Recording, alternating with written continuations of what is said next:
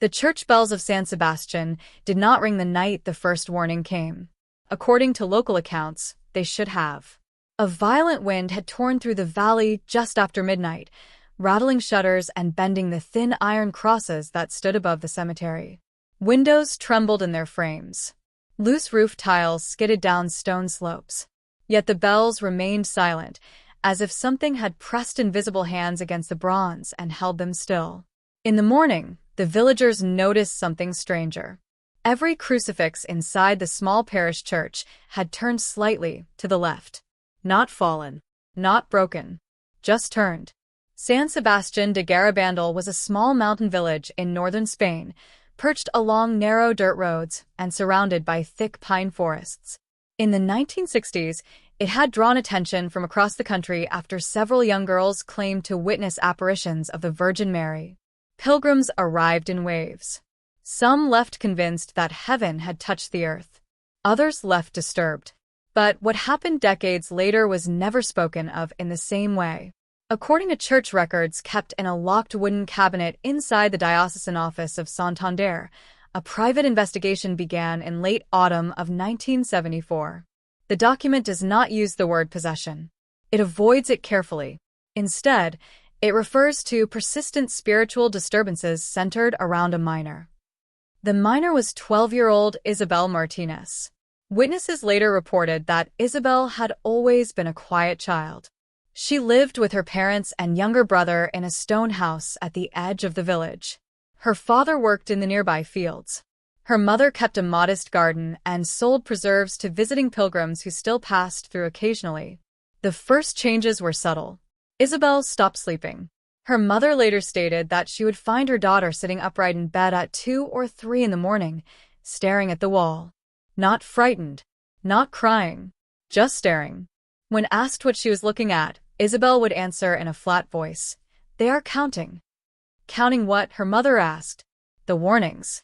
At the time, the family assumed she had overheard old conversations about the alleged prophecies connected to the village. Garabandal had long been associated with talk of a coming warning, a great miracle, and a chastisement. Even decades later, the ideas lingered in whispers.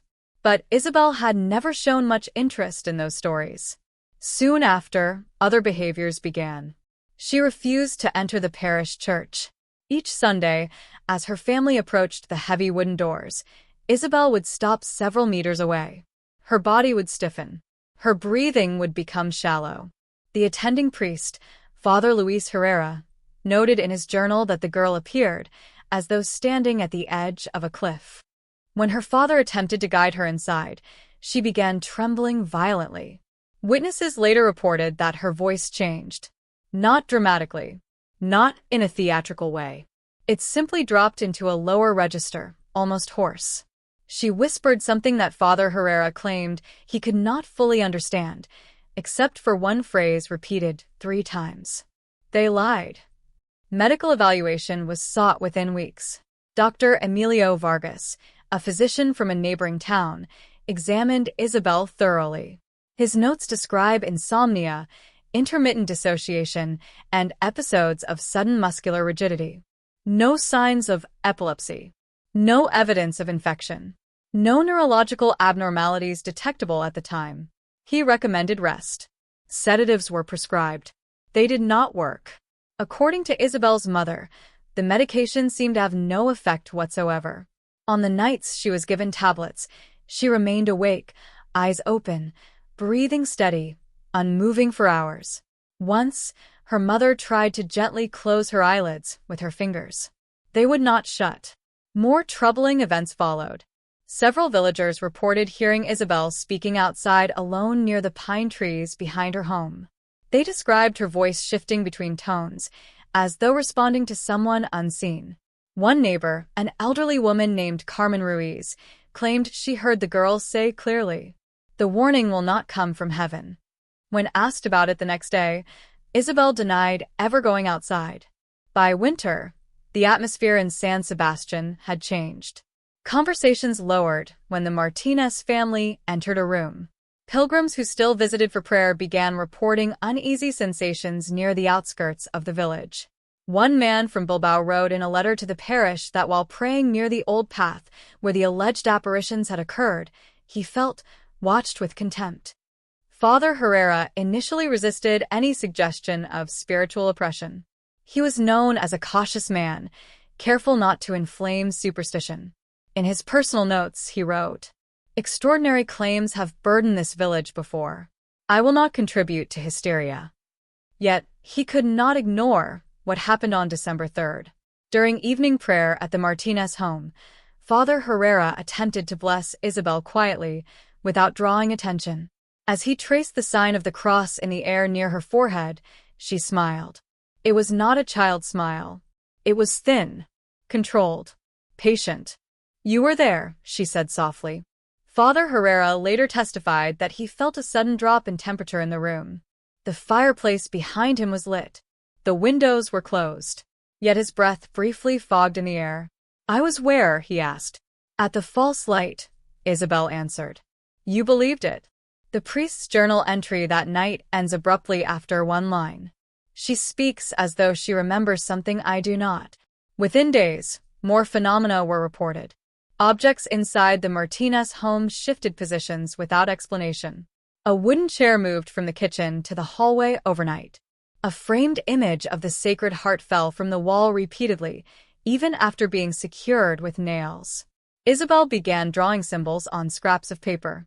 Her mother found them hidden under the mattress. Circular shapes intersected by jagged lines.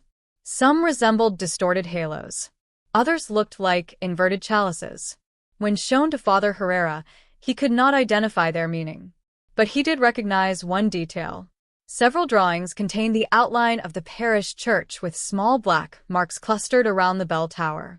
On January 6th, during Epiphany Mass, the church bells rang unexpectedly in the middle of the liturgy.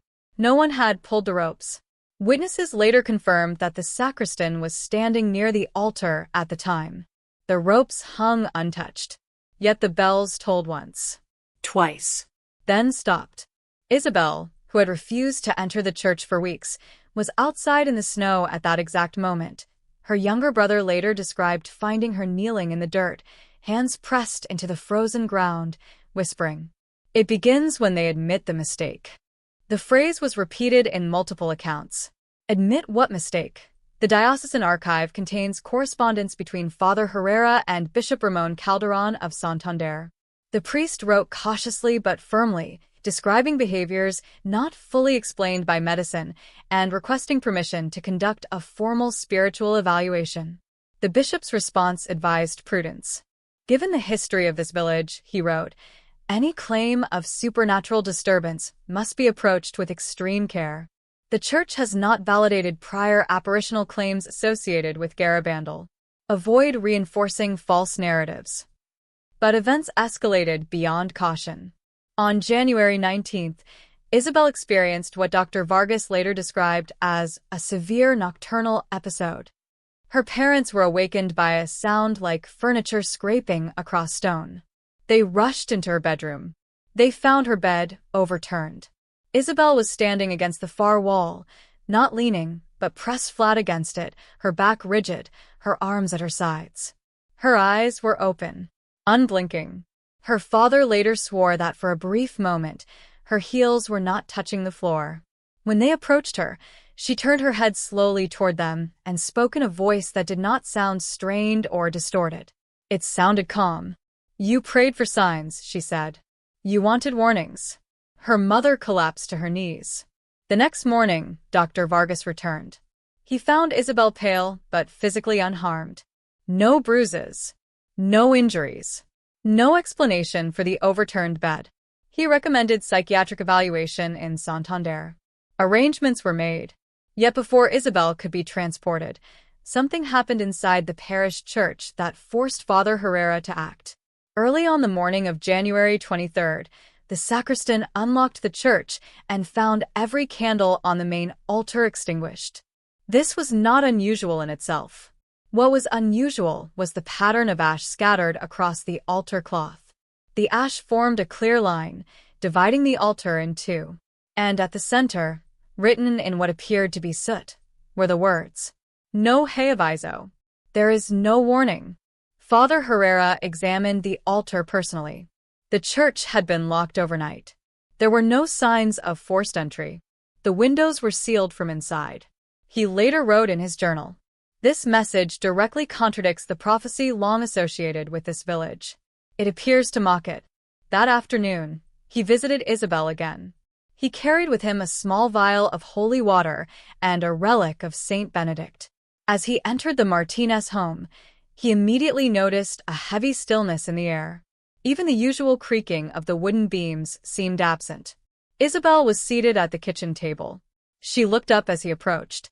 "You brought metal," she said quietly, glancing at the relic in his hand. Father Herrera did not respond. He began reciting the litany of the saints under his breath. Halfway through the prayer, Isabel's chair slid backward across the floor without her feet touching the ground. Her hands remained folded calmly on the table. Witnesses later reported that every glass in the cupboard began vibrating softly. Father Herrera continued the prayer. When he reached the invocation asking deliverance from evil spirits, Isabel's expression shifted. The calm vanished. Her lips pulled back slightly, revealing clenched teeth. "You have no authority here," she said. The priest later testified that the voice carried a resonance that did not match her size or age. He sprinkled holy water toward her. The droplets struck her forehead. She did not flinch. But the wooden crucifix hanging above the doorway cracked down the center with a sharp sound. The split ran vertically, separating the carved body of Christ into two uneven halves. Isabel's gaze moved slowly toward the broken crucifix, then back to the priest. "You asked for a warning," she whispered. Her eyes, according to Father Herrera's written account, were not filled with rage. They were filled with certainty. That night, the bishop authorized a formal diocesan inquiry. 2 additional clergy members were assigned to assist. And for the first time, in the official documentation, the word appeared: possession. By the end of January, the small mountain village of San Sebastian de Garabandal was no longer whispering about old prophecies.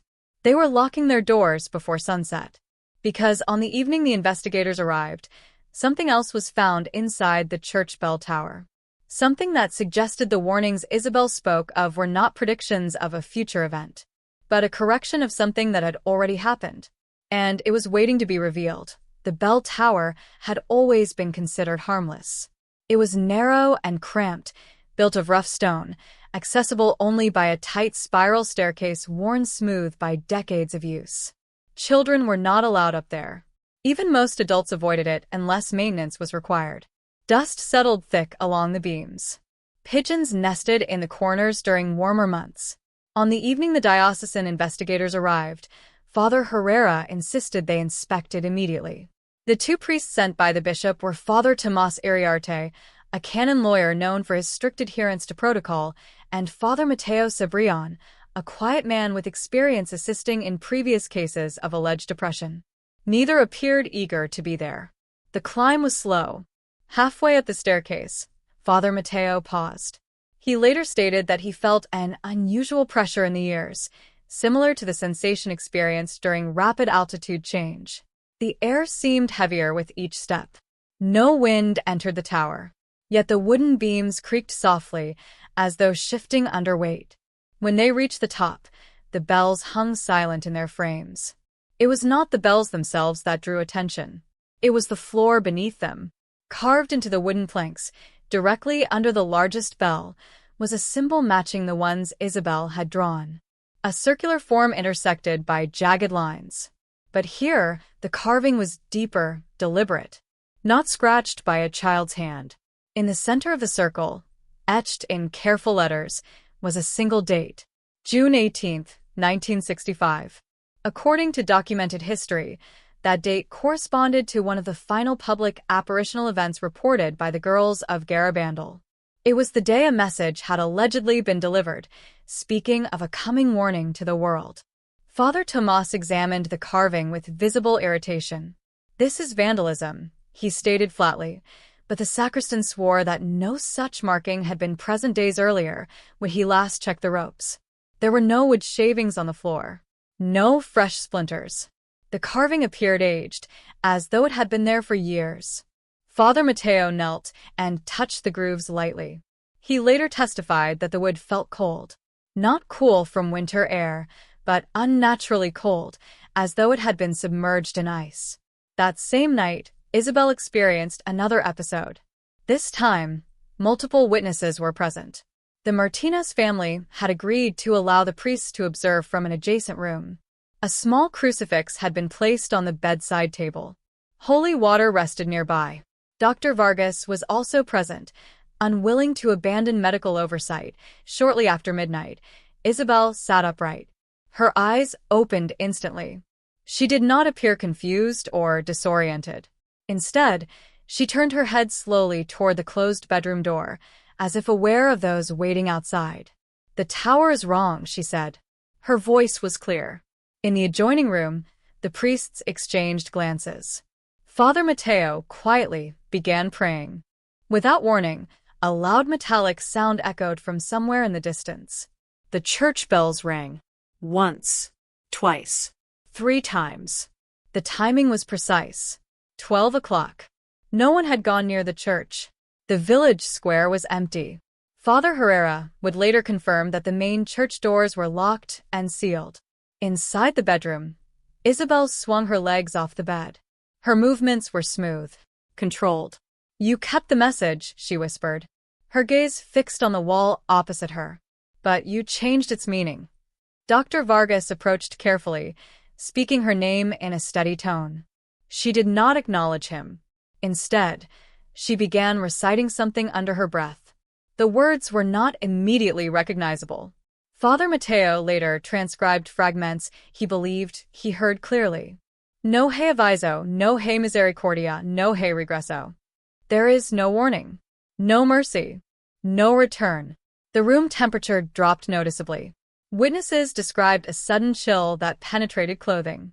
The flame of a small candle on the bedside table flickered violently, then went out. Isabel's posture shifted. Her back arched slightly, not in a violent contortion, but as if something had straightened her spine from within. "You asked for light," she said. Then she laughed softly. It was not loud, not theatrical. It was a brief, controlled sound that ended abruptly. The diocesan inquiry escalated. Father Tomas recommended formal authorization for the rite of exorcism, citing consistent aversion to sacred objects, unexplained phenomena, and knowledge beyond the subject's education. The bishop hesitated. The history of Garabandal weighed heavily. Public attention had already caused division within the church decades earlier.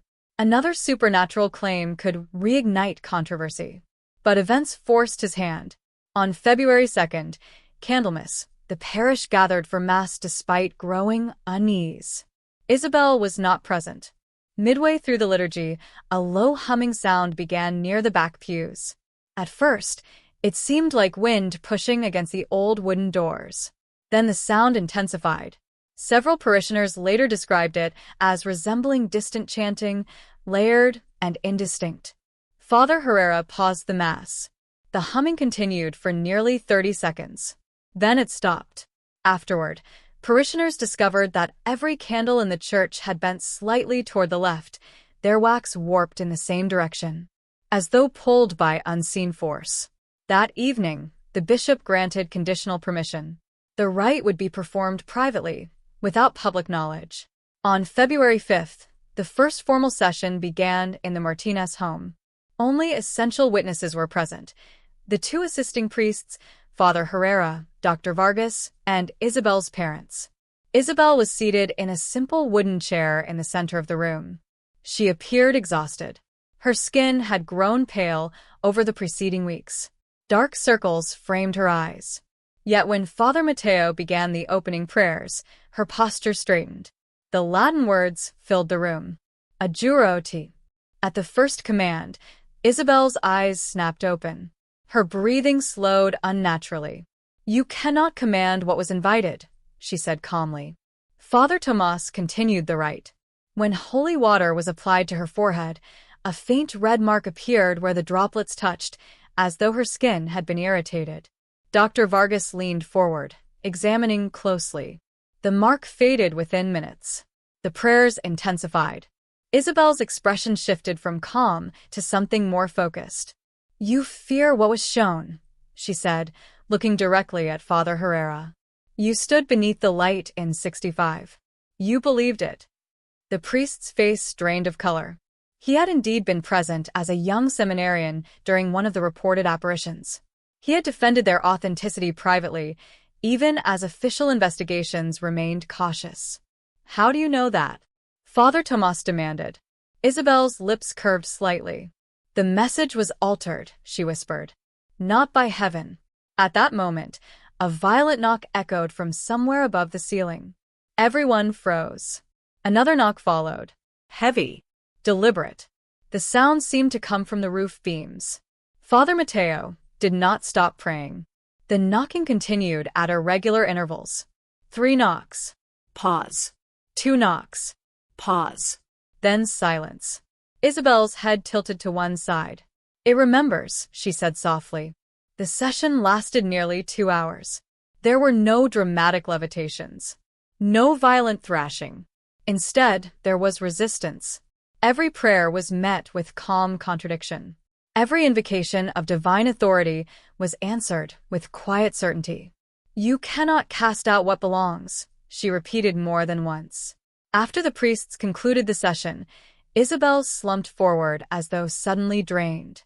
She appeared disoriented. She asked for water. She claimed not to remember most of what had occurred. But she did remember one thing. "The tower," she murmured weakly. "It is the proof." The following morning, Father Mateo returned to the bell tower alone.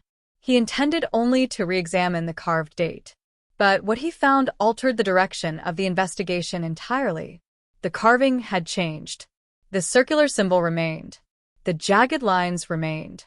But beneath the original date, another had appeared. February 6, 1975.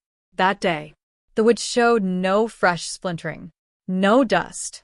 The new carving looked as aged as the first. Father Mateo descended the staircase slowly. He later stated that a single thought had formed clearly in his mind. This is not announcing a future event. When he entered the parish office, Father Herrera was waiting. Before the priest could speak, Father Mateo asked quietly, "Was there ever doubt in your heart about what happened here in 1965? Father Herrera did not answer immediately. His eyes shifted toward the small wooden cabinet containing old files. Finally, he said, "There were inconsistencies. The messages changed slightly over time. Some phrases did not match." "And yet you believed," Father Mateo said. The older priest nodded once. That afternoon, Isabel's condition deteriorated sharply. She refused food. She spoke rarely. When she did, it was in fragmented sentences. They mistook the voice. They wanted a miracle. They feared silence. As night fell, clouds gathered thick over the valley. No wind stirred. The air felt compressed, heavy against the lungs. At precisely 9:17 p.m., every dog in the village began barking simultaneously. The sound echoed through the narrow streets. Isabel sat upright in her bed. Her eyes opened. "They are ready," she said. In the church, the bells began to ring again. Not in steady rhythm, but erratically, as if struck by hands that did not understand timing. Villagers rushed outside. They saw no one in the bell tower. Yet the ringing continued. Inside the Martinez home, the crucifix above Isabel's bed slowly rotated on its nail, not falling, turning, until it faced the wall. Father Mateo began the rite again. His voice was steady but strained. "Exorcism." Isabel inhaled sharply. Then she spoke a final sentence before her body stiffened completely. "The warning was never meant to save you." Her eyes rolled upward. The room fell silent. Outside, the bells stopped mid-strike. And in the sudden stillness, something heavy shifted within the bell tower above the church. Something that had not been there before.